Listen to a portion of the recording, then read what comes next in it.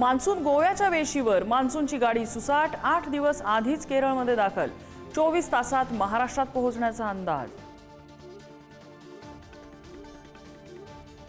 रत्नागिरी आणि सिंधुदुर्ग जिल्ह्याला पावसाचा रेड अलर्ट. ताशी 30 ते 40 किलोमीटर वेगाने वारे वाहण्याची शक्यता. सातारा आणि कोल्हापूर जिल्ह्यालाही रेड अलर्ट. वैष्णवीची आत्महत्या नाही तर हत्याच. गळा आवळल्यामुळे वैष्णवीचा मृत्यू. पोलिसांच्या रिमांड कॉपीमध्ये उल्लेख. वैष्णवीच्या शरीरावर मारहाणीच्या 15 ते 20 खुणा.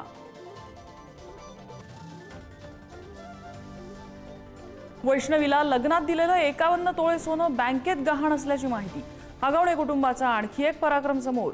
वैष्णवीनं यापूर्वीही आत्महत्येचा प्रयत्न केल्याचं समोर.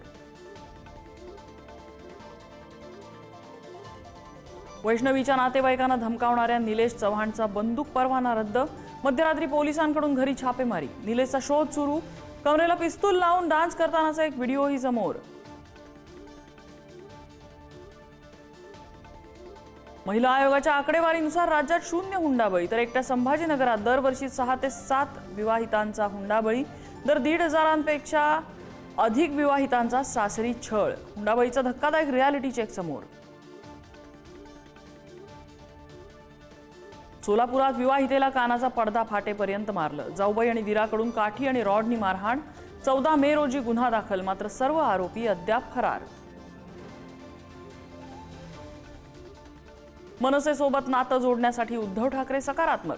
संजय राऊतांचं मोठं विधान. तर खरंच युती करायची असेल तर 4 पावलं पुढे या. अजूनही कोणताच संवाद नाही.